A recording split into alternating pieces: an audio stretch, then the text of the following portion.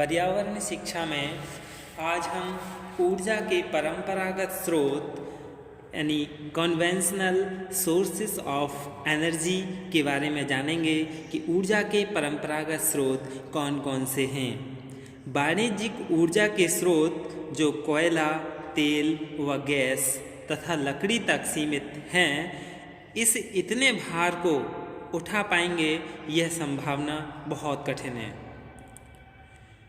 क्योंकि ज़्यादातर इन्हीं चीज़ों पर निर्भर है। कोयला, तेल, गैस, लकड़ी और प्रथम तीन संसाधन कौन से? कोयला, तेल, गैस। यानी लकड़ी को तो हम पुनः वृक्ष लगाकर प्राप्त कर सकते हैं, लेकिन कोयला, तेल, गैस को हम पुनः इतनी जल्दी प्राप्त नहीं कर सकते, यानी नॉन रिन्यूएबल की श्रेणी में आते हैं। बहुत निकट भविष्य में समाप्त होने वाले हैं। भारत में खनिज स्रोतों से प्राप्त ऊर्जा का भंडार और व्यय का हम विवरण देख लें पहले कि क्या क्या है।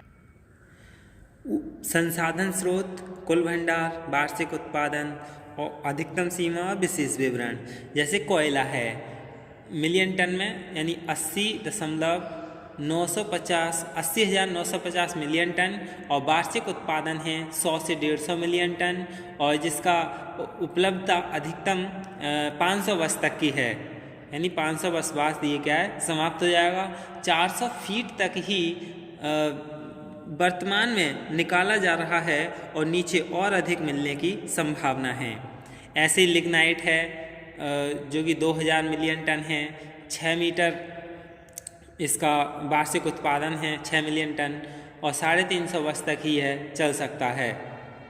पेट्रोलियम भी 200 मिलियन टन है और 6-7 मिलियन टन इसका वार्षिक उत्पादन है, जो कि 50 वर्ष तक ही चल पाएगा। एक सर्वे हुआ था, उसके अनुसार लगभग 3000 मिलियन टन भारत भूमि पर तथा 1000 मिलियन टन समुद्र में और मिलने की संभावना है। प्राकृतिक गैस यानी ये 65 बिलियन घन मीटर है, जो कि 1.5 से 1.6 बिलियन मीटर घन की क्या इसकी वार्षिक उत्पादन है। 50 वर्ष तक ही इसकी ही उम्मीद है। प्रतिवर्ष लगभग 1 बिलियन घन मीटर का उपयोग हो जाता है, शेष गैस नष्ट हो जाती है। भविष्य में और प्राप्त होने की संभावना है इसकी।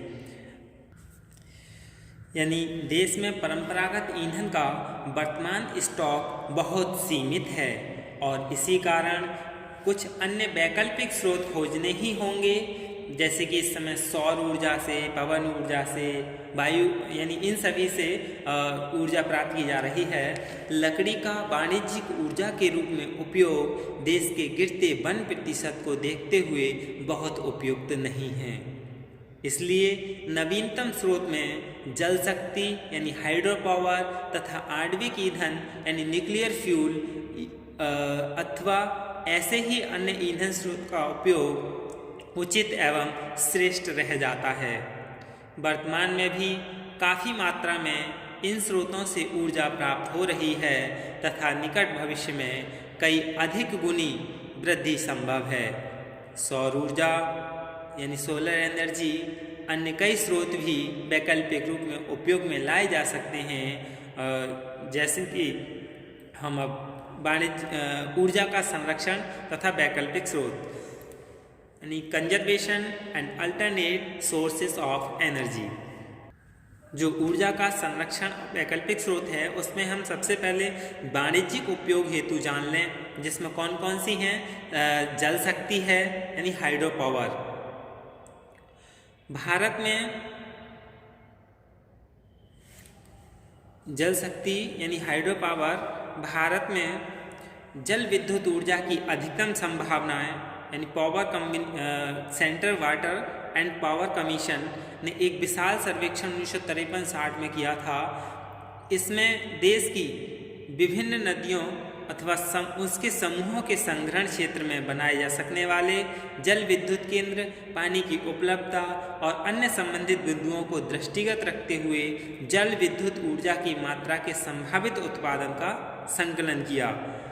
उन्होंने निष्कर्ष भी निकाला कि वर्तमान में पूरे देश में 41 मिलियन किलोवाट जल विद्युत का दैनिक उत्पादन किया जा रहा है, जो 60% गुणांक भार यानी लोड फैक्टर में 216 बिलियन वाट प्रति घंटा होती है।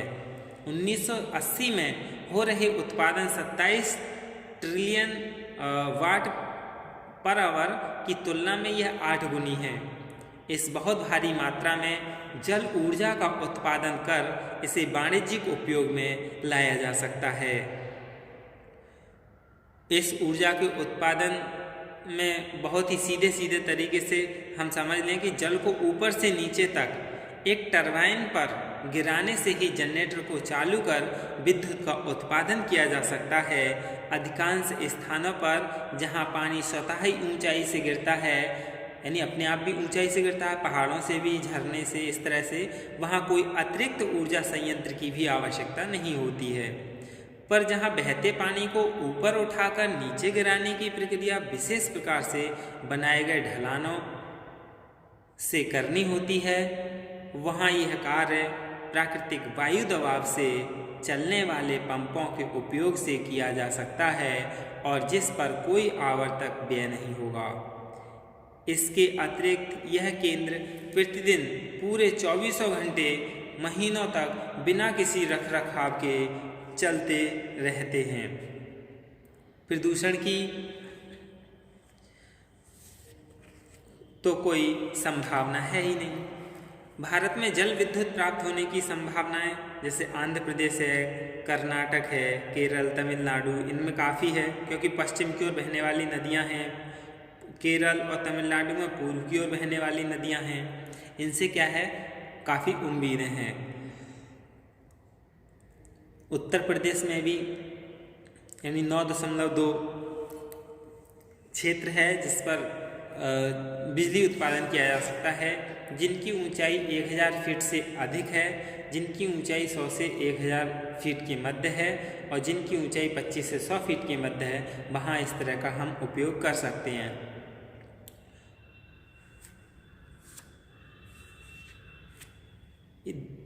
दूसरे स्थान पर उत्तरी क्षेत्र, जहाँ 26.1% आता है। ये वह क्षेत्र है जहाँ अन्य ऊर्जा संसाधन जैसे कोयला नहीं है, इसलिए व्यावहारिक रूप में इस प्रकार की ऊर्जा उस कमी को भी पूरा करती है जहाँ ऊर्जा पहुँचाने की कठिनाई है। अहम दूसरा आणविक ऊर्जा यानी न्यूक्लियर एनर्जी के बारे में जान लें। भारत में आणविक ऊर्जा का उत्पादन कुल देश की ऊर्जा उत्पादन का लगभग 2.6% है।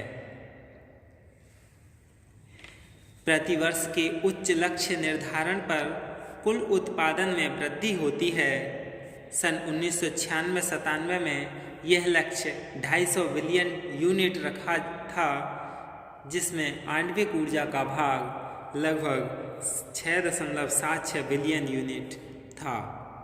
भारत आज विश्व के 13 गिने देशों जैसे संयुक्त राज्य अमेरिका, रूस, यूके, फ्रांस, कनाडा के बाद में आता है, जिन्हें आणविक ऊर्जा केंद्र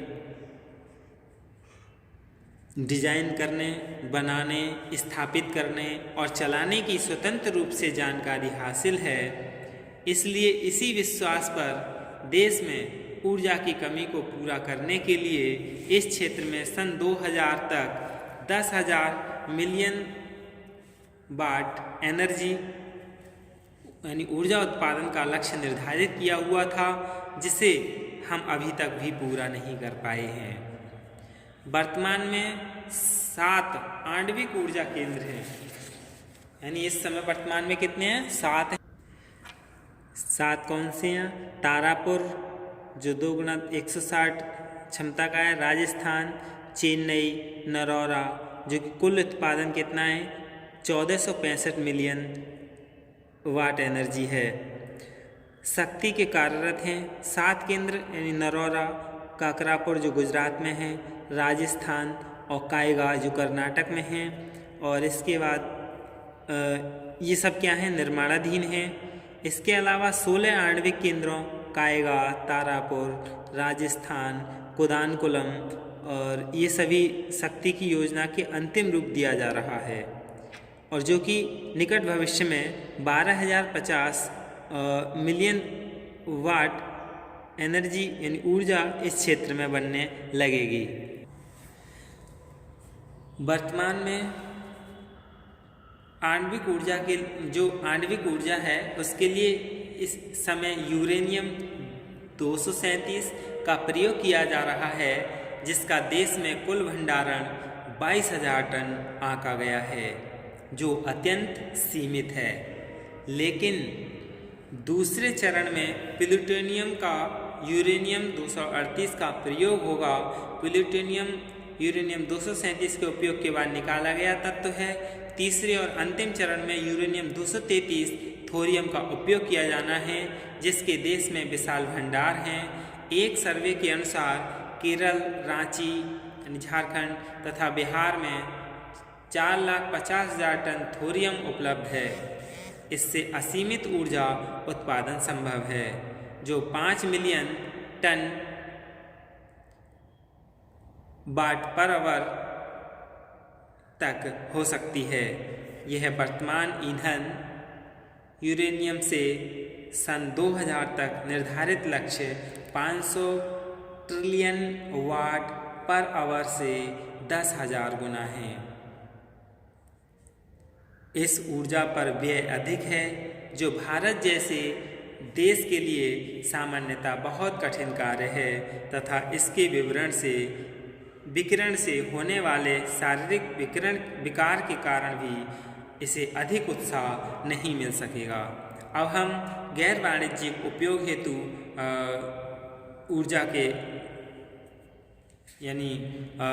के वैकल्पिक स्रोतों के बारे में जानेंगे कि कौन कौन से हैं।